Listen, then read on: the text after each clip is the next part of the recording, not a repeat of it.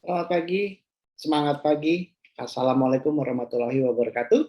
Salam sejahtera, Om Swastiastu, Namo Buddhaya, salam kebajikan, Rahayu, Shalom. Masih bertemu dengan saya di perkuliahan kita kali ini di mata kuliah Ekonomi dan uh, Bisnis Internasional. Baiklah, sebelum kita memulai perkuliahan kita kali ini, seperti biasa, saya akan mempersilahkan kita semua untuk berdoa sebelum perkuliahan kita dimulai, supaya nantinya perkuliahan kita tidak ada gangguan suatu apapun, dan kalian juga bisa lebih menyerap apa yang sudah nanti akan disampaikan di dalam perkuliahan kita kali ini. Baiklah, demi kelancaran jalannya perkuliahan kita, marilah kita bersama-sama berdoa menurut agama dan kepercayaannya masing-masing. Untuk itu, berdoa dipersilahkan.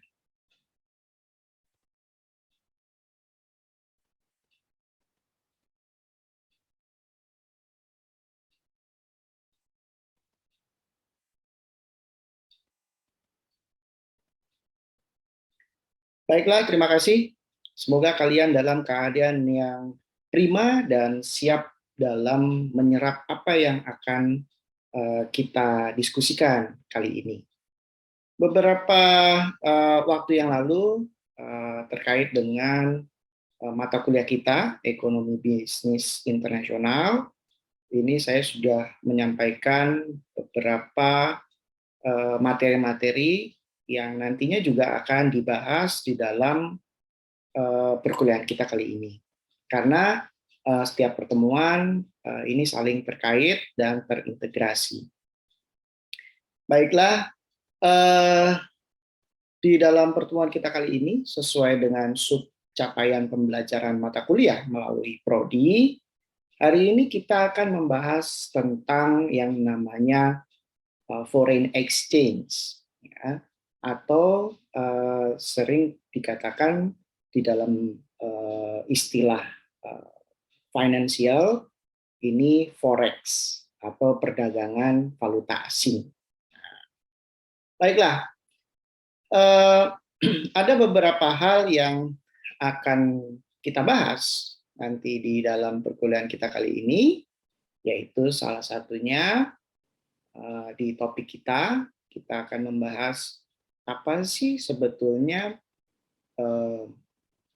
valuta asing itu, kemudian perdagangan valuta asing itu yang seperti apa sih, dan faktor-faktor apa saja yang mempengaruhi rates dari valuta asing ini, ya, atau apa namanya, berapa ya rate-nya kalau dibandingkan misalnya rupiah dibandingkan dengan US dollar atau US Singapura dan lainnya, atau juga sebaliknya. Kemudian untuk kepentingan apa ya kira-kira kita harus mengetahui valuta asing ini dan perdagangannya.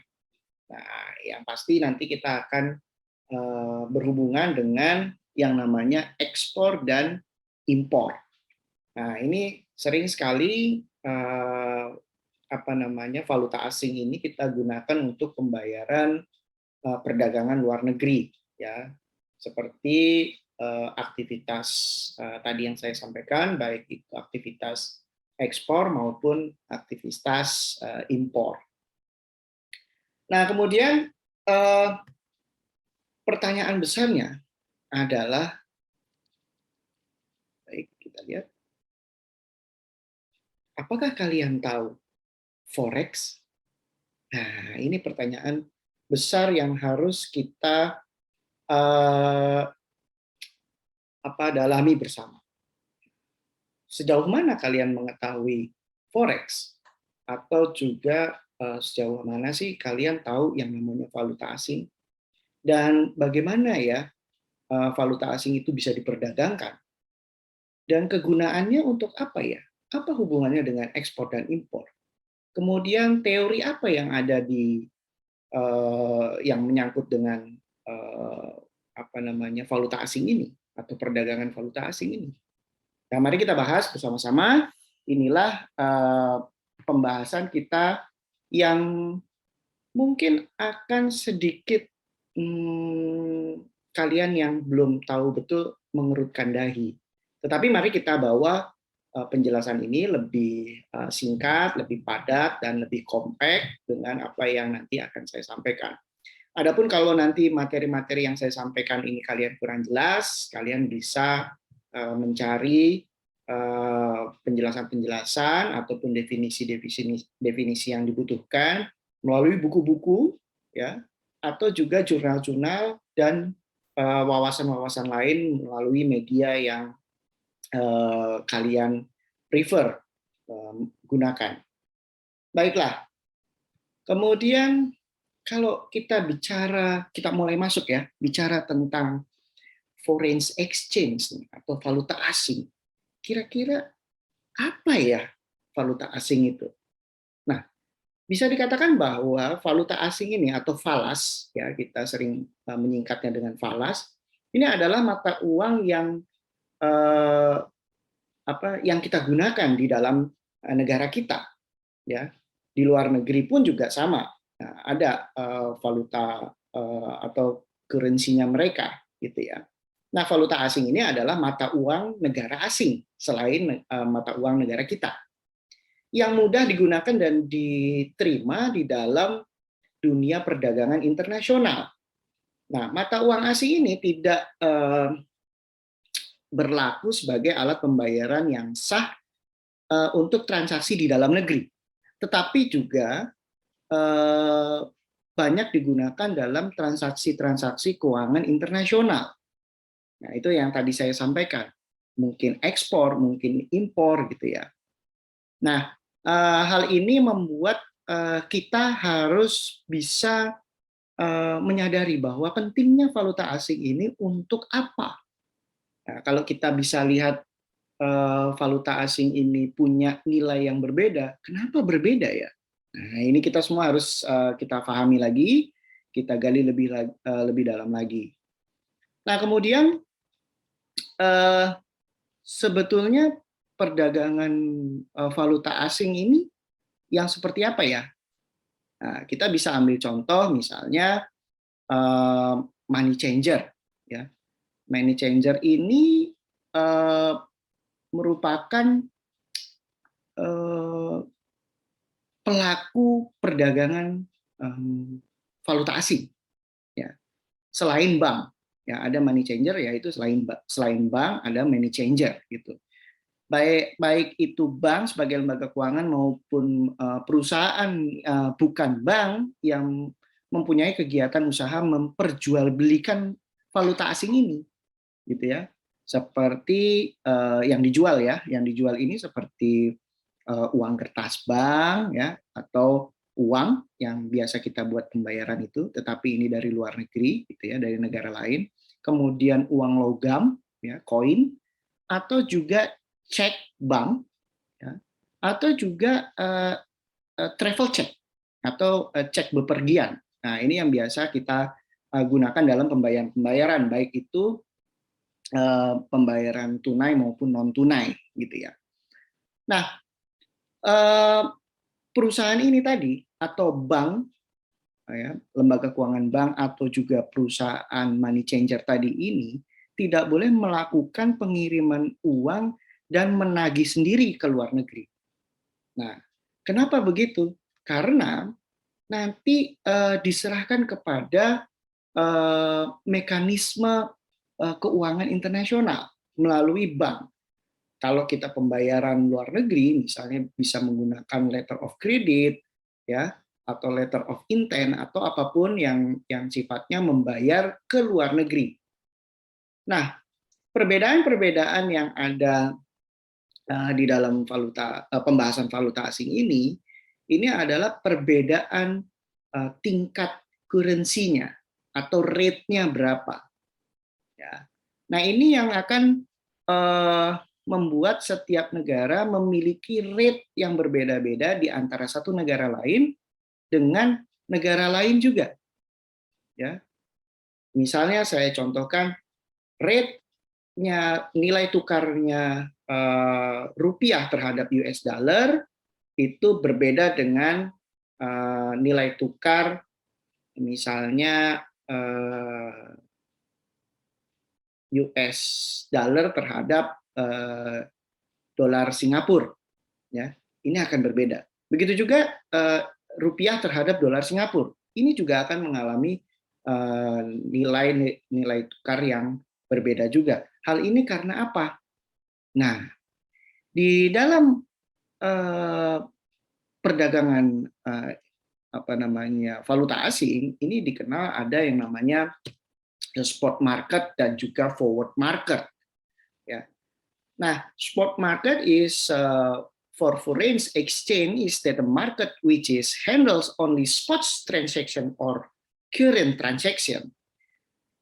If we talk about forward market, so the forward market for foreign exchange is that the market which is handle such transaction of the foreign exchange as are meant for the future delivery.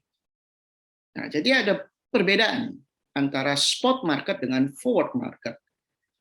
Prinsipnya adalah the spot market ini daily nature is not trade in future deliveries, tapi kalau forward market it only caters to forward transaction. Nah, ini perbedaannya, ya.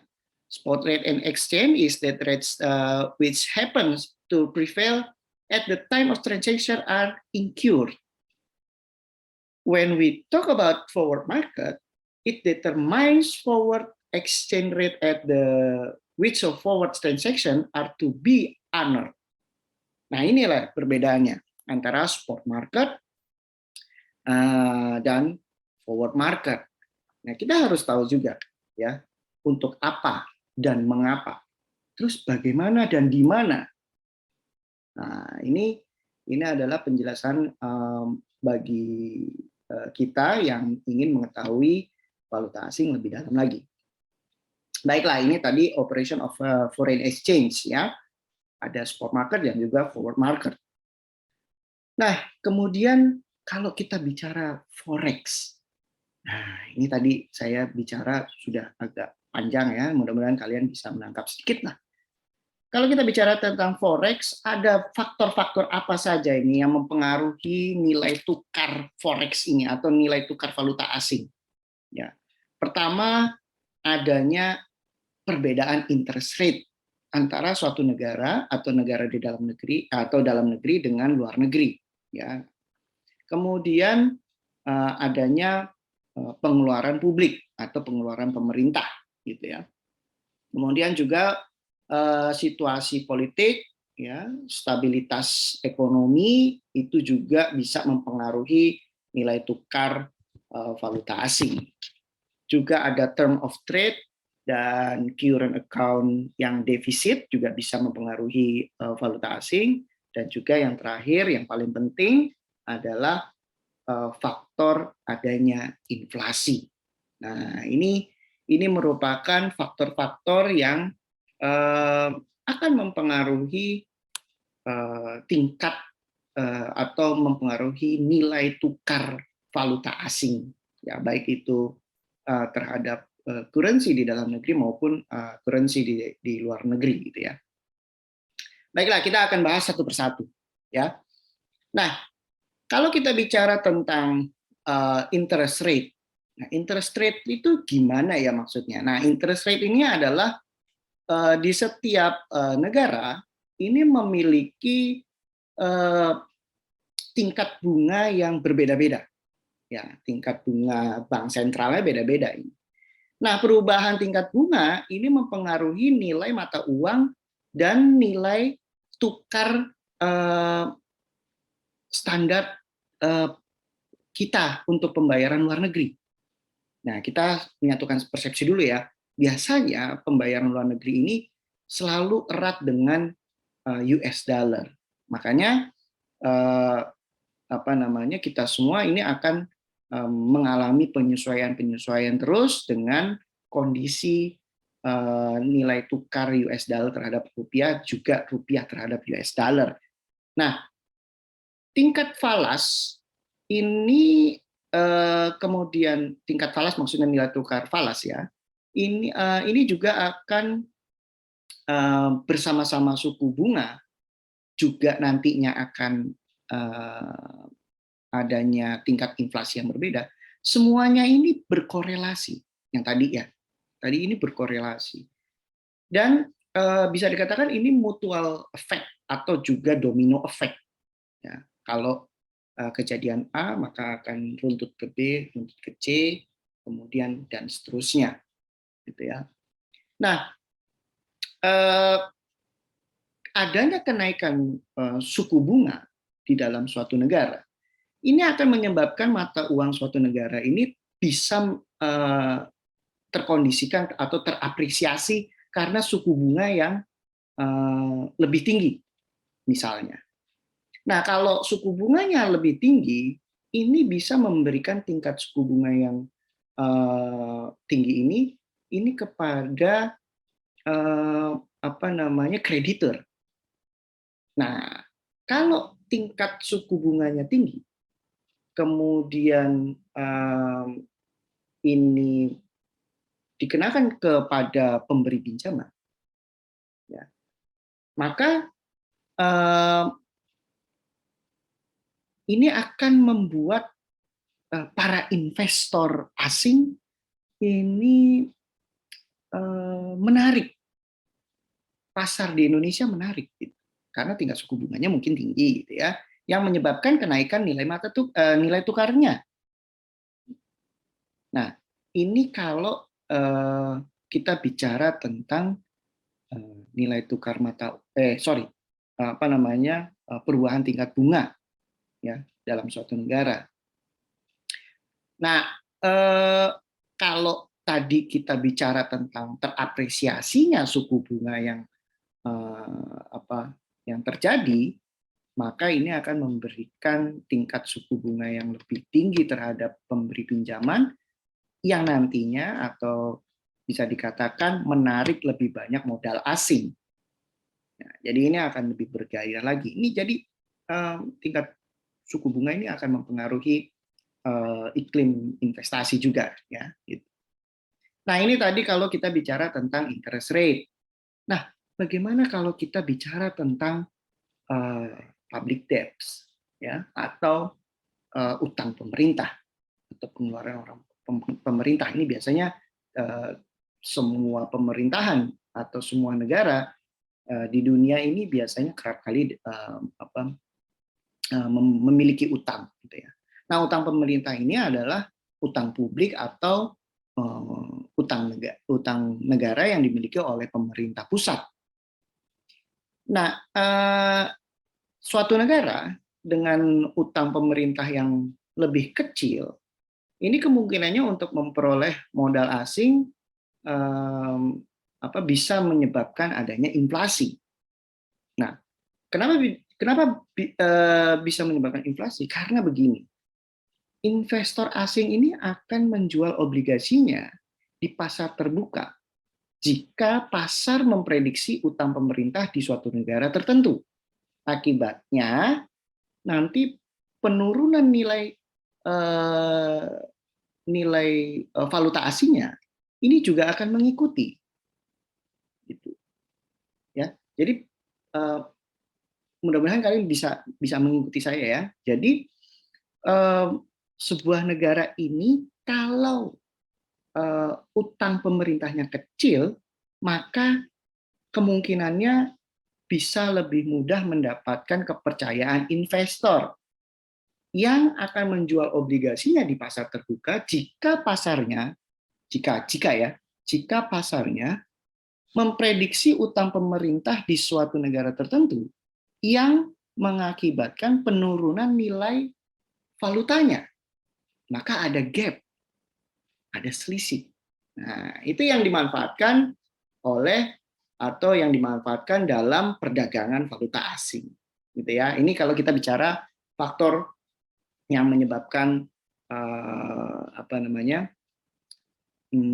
perubahan nilai tukar, ya, atau juga perdagangan valuta asing. Nah, kemudian kita juga faktor-faktor lainnya adalah faktor political and stability, economic performance. Nah, ini juga ya bisa dikatakan sentimen-sentimen ini akan mempengaruhi nilai tukar valuta asing terhadap kurensi dalam negeri, gitu ya. Kenapa demikian? Karena begini, keadaan politik dan kinerja ekonomi, ya, kalau kita bicara tentang economic performance di dalam suatu negara, dapat mempengaruhi kekuatan mata uang kita atau mata uang di negara tertentu. Kenapa demikian? Karena misalnya begini, nah kita mungkin dihadapkan dengan event-event politik, ya, atau event-event ekonomi. Seperti apa misalnya? Event-event politik misalnya seperti adanya pemilihan pemilihan umum kepala daerah, atau juga pemilihan umum kepala negara atau legislator, ya. Nah, ini juga akan mempengaruhi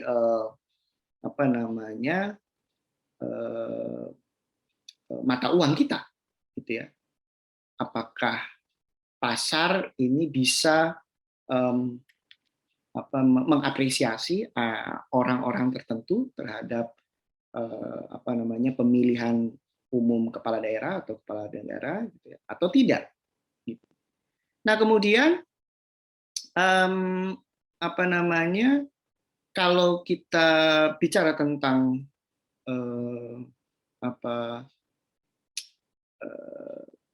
adanya gejolak politik, misalnya, ya.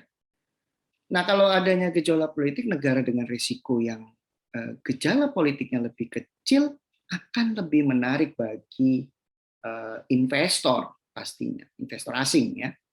Sehingga hal ini bisa dikatakan investor asing ini menarik berinvestasi di negara kita. Nah, sehingga menyebabkan adanya apresiasi nilai mata uang negara kita. Karena apa? Karena si investor tadi ini berinvestasi karena kondisi politik dan ekonominya stabil, misalnya. Jadi dia senang berinvestasi tanpa ada gangguan, safety juga, ya, nyaman dan aman, ya, berinvestasi di lingkungan negara yang politiknya dan ekonominya stabil, gitu. Jadi nggak terlalu, ya, deg-degan lah, gitu, kalau ada gejolak politik. Tetapi di setiap negara pasti ada gejolak politiknya. Nah, sebuah negara dengan kebijakan keuangan dan perdagangan yang sehat ini tidak memberikan ruang untuk ketidakpastian nilai mata uangnya. Tetapi negara yang rentan terhadap kebingungan politik atau gejolak politik yang tadi saya sampaikan di depan, ini mungkin nantinya mengalami depresiasi nilai tukar dan tidak akan menguntungkan bagi negara tersebut, gitu, di dalam nilai tukar valuta kita, ya, nilai terhadap misalnya mata uang kita, nilai tukarnya, ya, terhadap mata uang negara tertentu, gitu, ya. Nah, makanya ini dibutuhkan adanya political stability and economic performance yang baik, gitu, ya, sehingga tidak terjadi adanya depresiasi nilai tukar, gitu. Tapi ini terus terjadi sih, ya, di Indonesia. Walaupun misalnya kalau kita kaitkan dengan nilai tukar, tingkat ekspor kita yang terus surplus, tetapi kenapa kita selalu mengalami depresiasi dan inflasi terus naik juga, gitu ya. Nah, marilah kita sebagai para intelektual muda, para ekonom muda bisa menggali lebih dalam kenapa ya hal ini terjadi, gitu ya. Baiklah, itu tadi kita bicara tentang apa namanya keadaan politik dan ekonomi. Nah, bagaimana dengan term of trade atau perjanjian perdagangannya bagaimana? Nah, terkait dengan transaksi berjalan dan neraca pembayaran, ini term of trade ini merupakan rasio harga ekspor terhadap harga impor.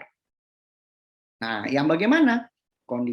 Jadi gini, kondisi perdagangan suatu negara ini bisa meningkat jika harga ekspornya naik pada tingkat yang lebih besar daripada harga impornya. Nah, hal ini menghasilkan pendapatan yang lebih tinggi, yang menyebabkan permintaan yang lebih tinggi untuk mata uang negara dan negara-negara tertentu ya, dan peningkatan nilai mata uangnya.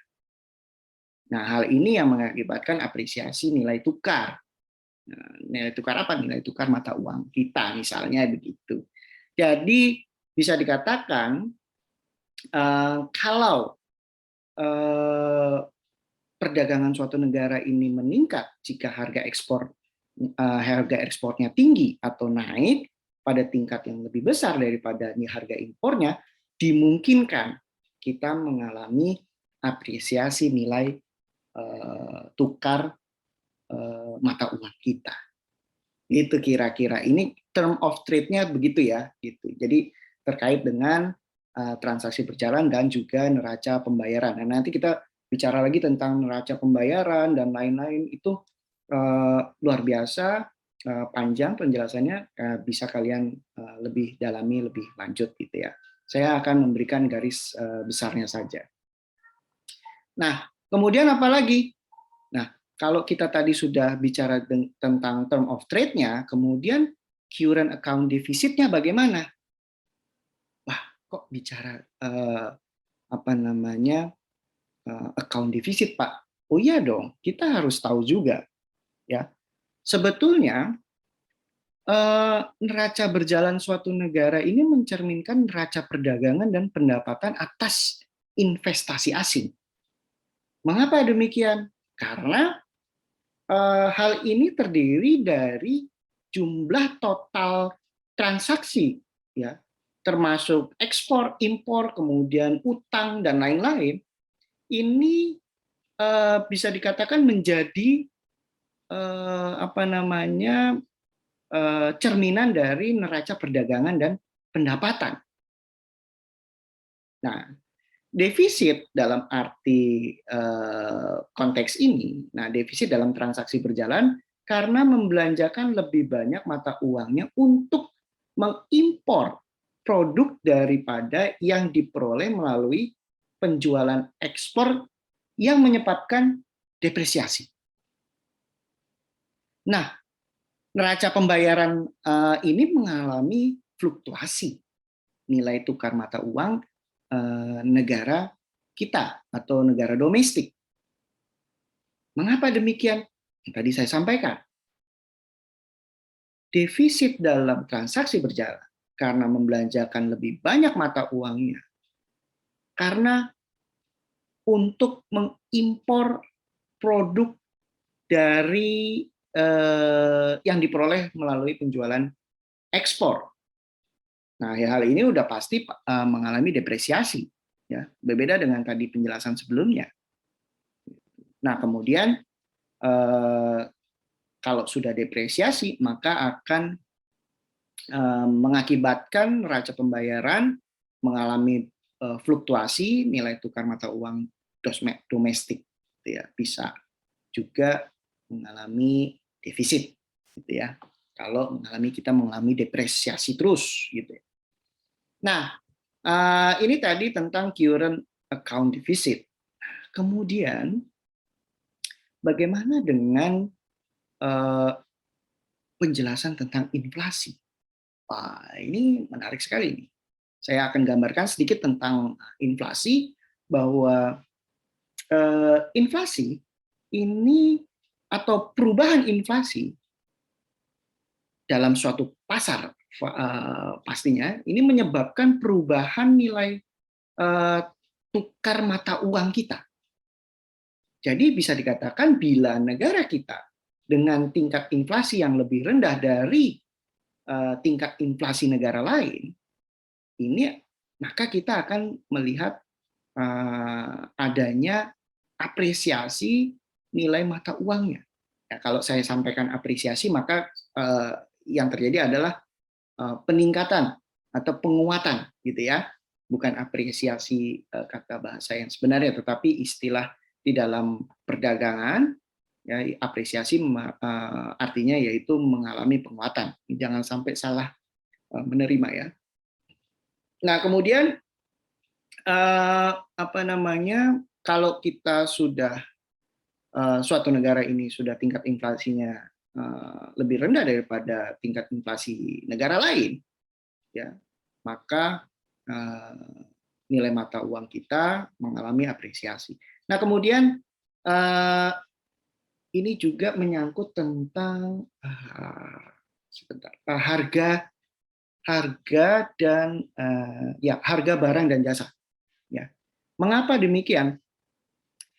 Kalau harga barang dan jasanya meningkat ya, pada tingkat yang lebih lambat, di mana inflasinya rendah, nah ini juga akan mengalami suatu perkondisian.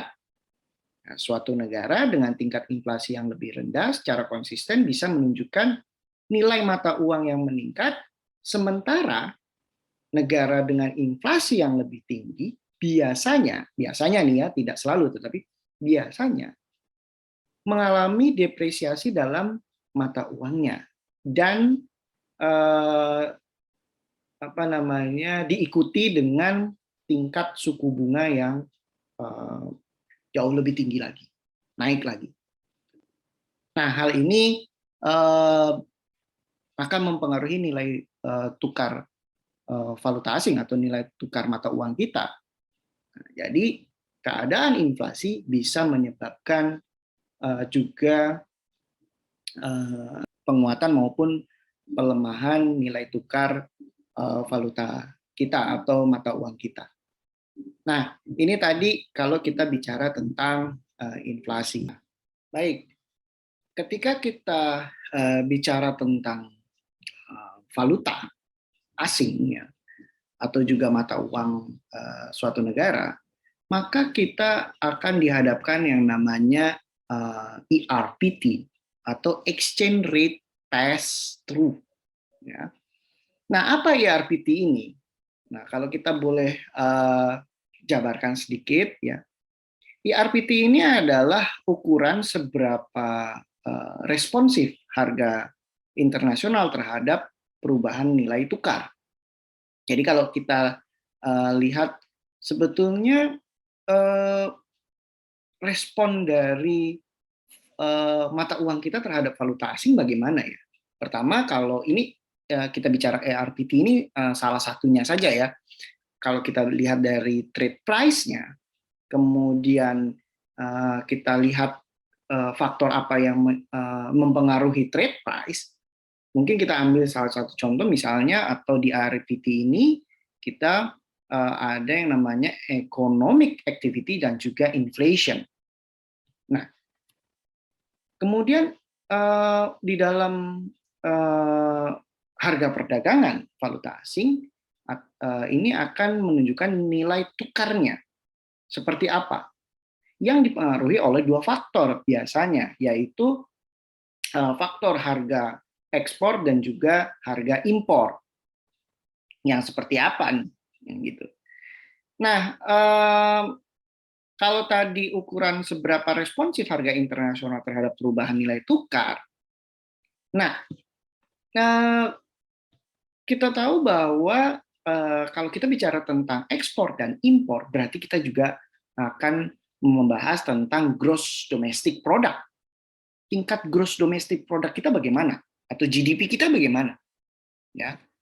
Nah, GDP ini dilihat dari besarnya jumlah ekspor ataupun jumlah impor yang nantinya akan dipengaruhi oleh permintaan dalam negeri.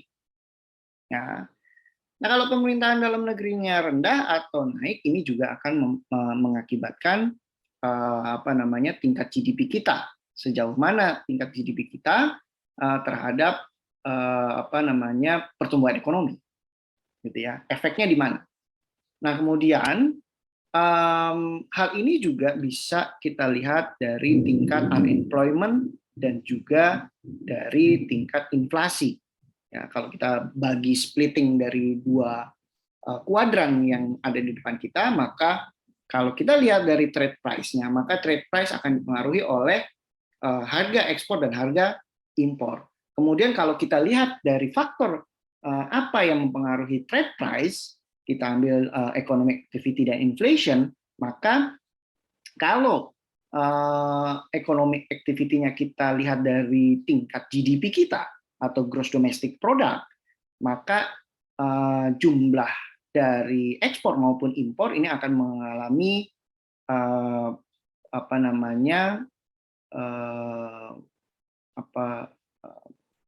mengalami peningkatan maupun penurunan, gitu ya, yang mengakibatkan adanya permintaan di dalam negeri. Nah, permintaan dalam negeri ini nanti ini akan juga dipengaruhi kalau ada tingkat unemployment-nya tinggi. Begitu juga akan adanya inflasi. Nah, seperti kita tahu ya, saya akan bahas sedikit. Kalau misalnya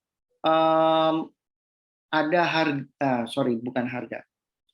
Misalnya pemerintah kita mengurangi adanya subsidi terhadap barang energi, misalnya.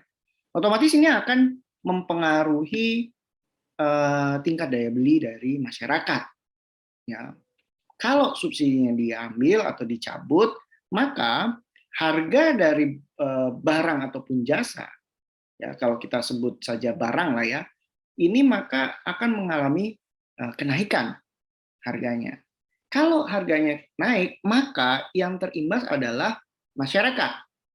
Masyarakat yang tadinya mungkin hanya miskin atau rentan miskin, ini mungkin bisa jadi di bawah garis kemiskinan karena daya belinya sudah tidak mampu, kemudian akhirnya para pengusaha melakukan kebijakan yang tidak menguntungkan bagi masyarakat, yaitu misalnya pengurangan pengurangan sumber daya manusia atau melakukan PHK terhadap karyawannya. Karena apa? Karena harga-harganya sudah mulai naik. Nah, kalau unemployment-nya juga tinggi, maka otomatis nanti inflasinya juga tinggi. Kenapa inflasi dikaitkan dengan GDP? Ya, ini sangat berkait. Karena nanti kalau barangnya sudah harganya naik, nanti jadi langka. Nah, nanti akan berimbas ke produk-produk lainnya atau barang-barang yang lainnya. Kita tahu bahwa belakangan ini juga ada beberapa bahan pokok yang disinyalir sulit didapatkan. Nah, kalau barangnya nanti sudah makin susah didapatkan, maka inflasi yang terjadi. Kenapa inflasi? Nah, ini adalah pertanyaan bagi kita semua. Coba kalian resapi, apa ya hubungannya antara kelangkaan barang, kemudian subsidi dicabut, kemudian ada inflasi, bagaimana mengaitkannya? Nah, saya minta untuk kalian lebih kritis lagi ya dalam memahami hal ini. Nah, hal ini dikatakan bisa pass through atau melewati, yaitu ketika pass through nilai tukar lebih besar, ini ada lebih banyak transmisi inflasi antar negara. Berarti adanya perdagangan yang aktif sekali. Nah, pass through itu nilai tukar juga terkait dengan legalitas suatu negara atau hukum suatu negara. Ya, karena apa? Karena nanti ditentukan ini harganya harus gini. Ya, kalau di Indonesia harga masih tidak dibuka selebar-lebarnya ke pasar, tetapi juga ditentukan oleh pemerintah. Beda dengan misalnya di luar negeri atau di Amerika gitu ya, harga barang itu ditentukan oleh pasar gitu. Nah di Indonesia ini agak sedikit berbeda gitu ya. Nah itu makanya ada kebijakan pemerintah atau dikaitkan dengan hukum yang berlaku di suatu negara. Ya. Nah kemudian juga hal ini akan dikaitkan juga dengan paritas daya beli. Apakah tingkat daya beli masyarakat juga bisa memiliki barang ini dengan kondisi yang seperti ini? Nah, kemudian juga apakah juga nantinya inflasi ini berkaitan dengan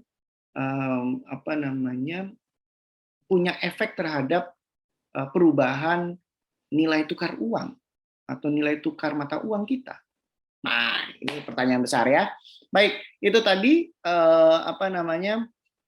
tentang ERPT atau Exchange Rate Pass-Through ya, yang ada kita ambil sedikit aja yaitu trade price dan economic activity and inflation. Oke, saya akan mengenalkan salah satu teori ya, teori di dalam ekonomi internasional, baik di ekonomi internasional maupun di bisnis internasional, yaitu adanya teori International Fisher Effect atau IV. Nah, ini teori ini ya bukan satu-satunya teori di dalam kalau kita bicara tentang valuta asing. Ya, jadi saya akan sedikit membahas bahwa the International Fisher Effect or the IV is economic theory stating that the expecting disparity between the exchange rate or the between rate between two countries of two currencies is approximately equal to the difference between their countries nominal interest rate.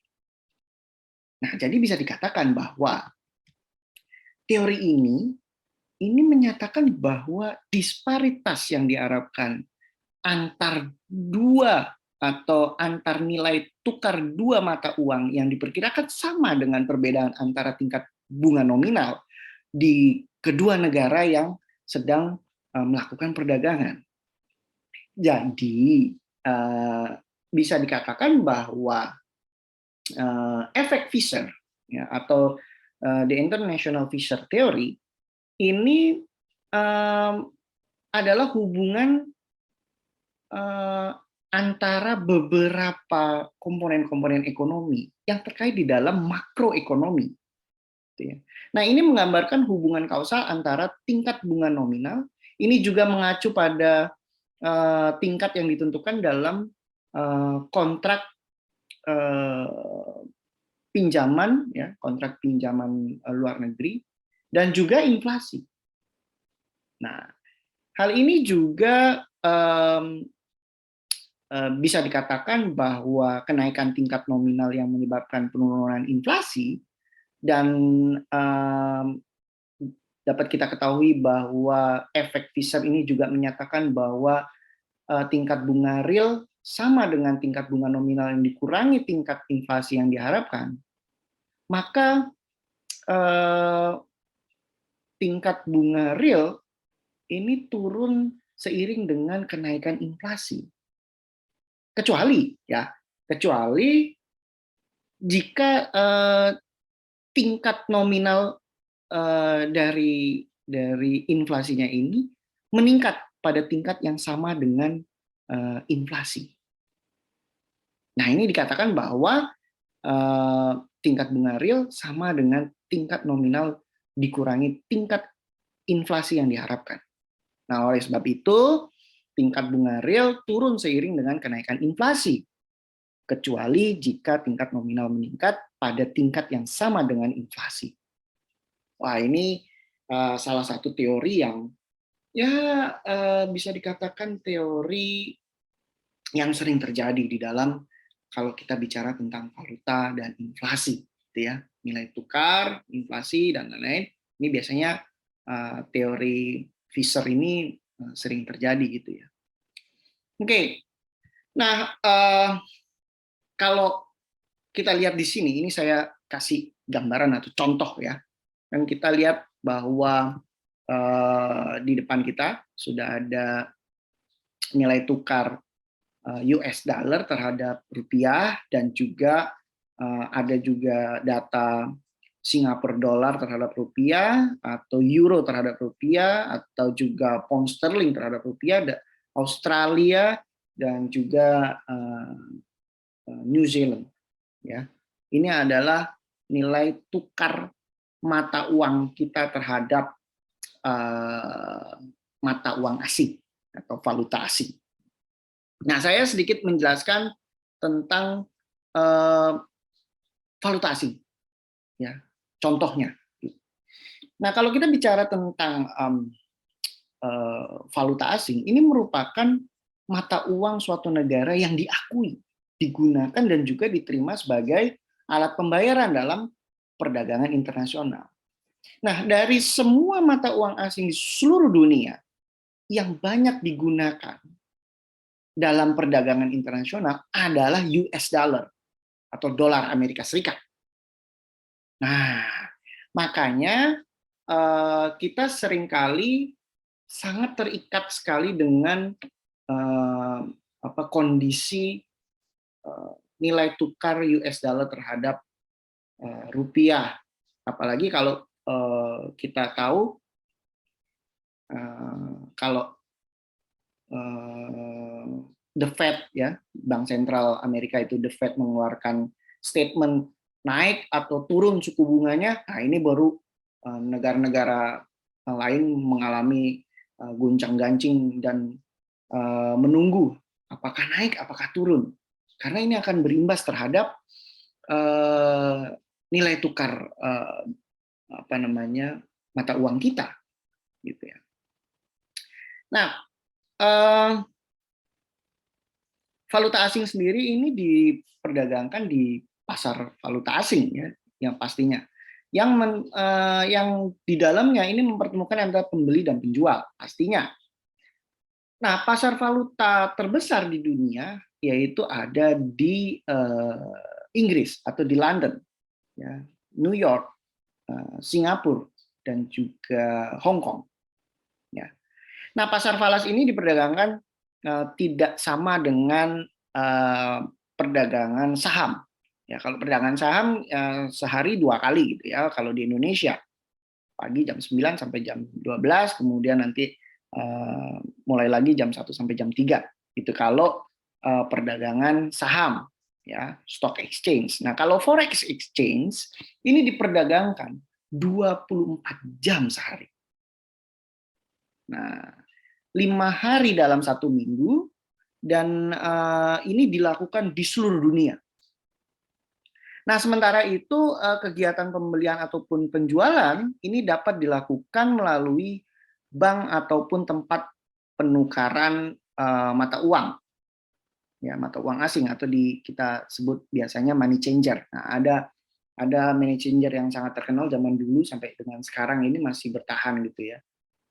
Yang namanya PT Pilih Money Changer. Nah, itu di Indonesia sangat terkenal sekali perusahaan itu.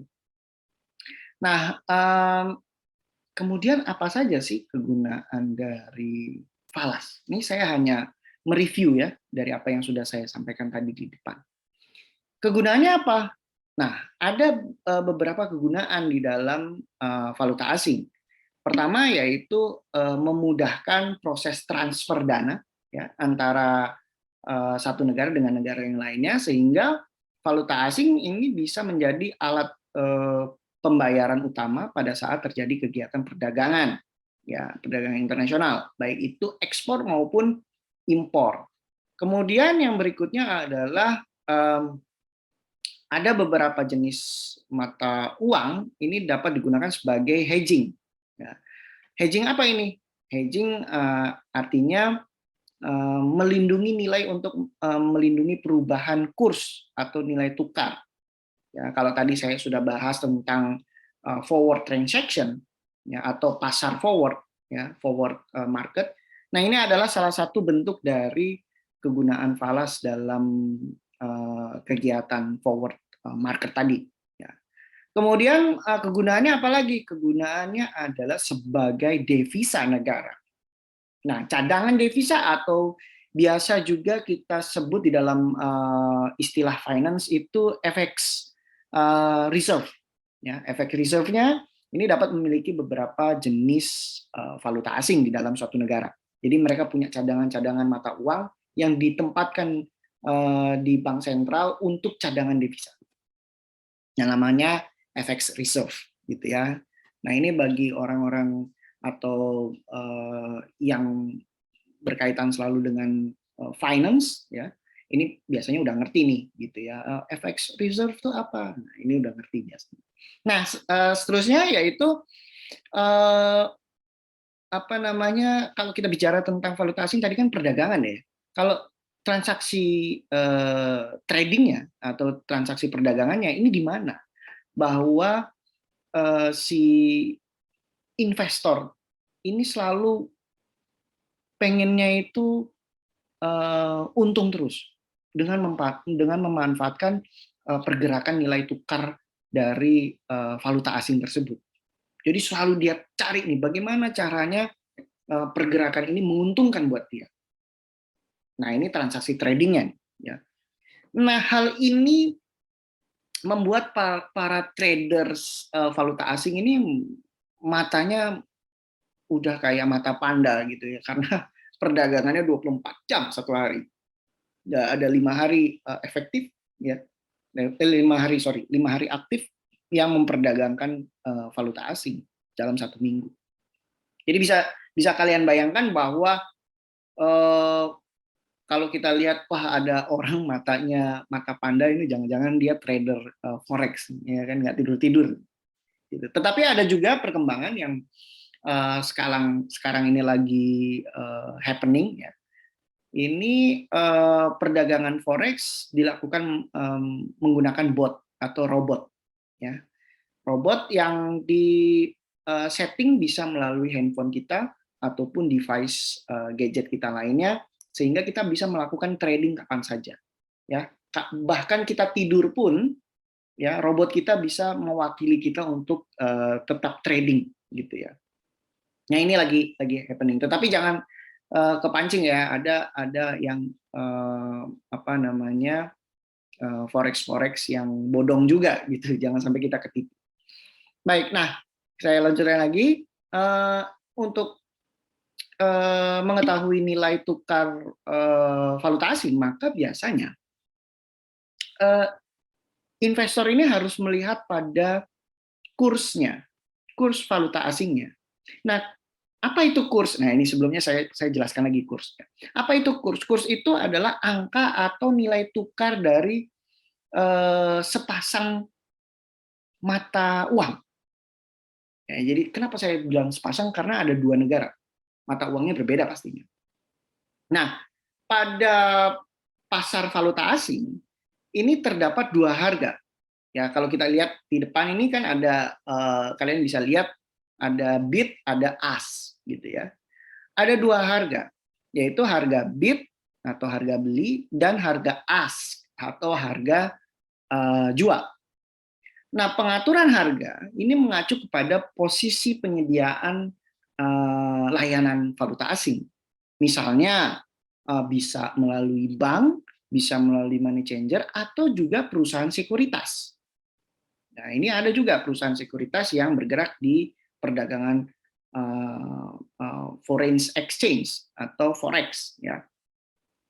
Nah, sebaliknya, nah, kurs bank, nah, ada yang namanya kurs bank.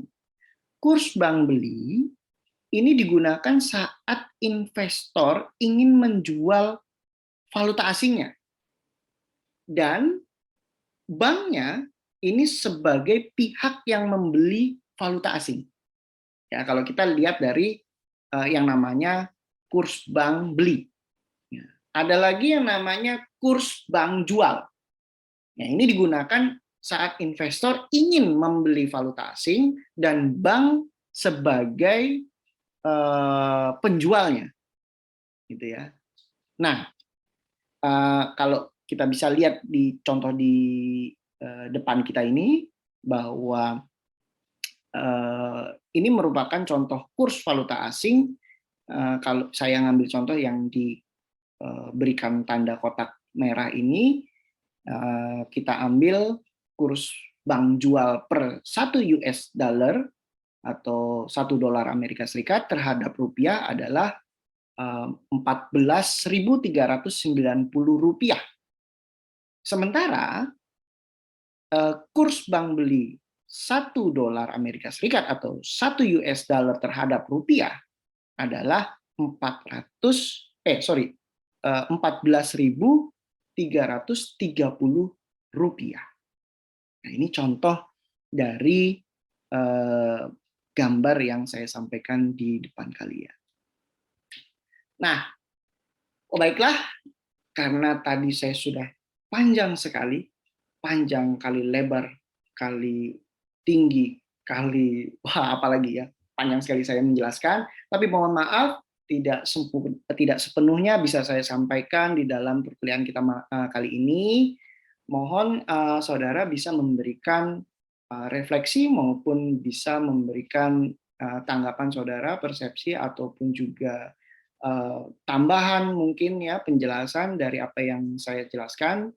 Mungkin kurang jelas atau kurang, silahkan bisa menambahkannya di Google Classroom. Dan besar harapan saya kalian bisa lebih mendalami lagi apa yang saya sampaikan tadi. Baiklah, bila ada pertanyaan ataupun yang ingin didiskusikan bisa setelah kelas ini atau juga bisa menanyakan di dalam kolom komen di Classroom. Itu saja yang bisa saya sampaikan tentang foreign exchange kali ini. Terima kasih sudah hadir di kelas saya hari ini dan sampai jumpa minggu depan dalam sub capaian pembelajaran mata kuliah yang lainnya. Terima kasih, selamat pagi, semangat pagi. Assalamualaikum warahmatullahi wabarakatuh. Salam sejahtera, Om Santi Santi, Namo Buddhaya, salam kebajikan, Rahayu, Shalom.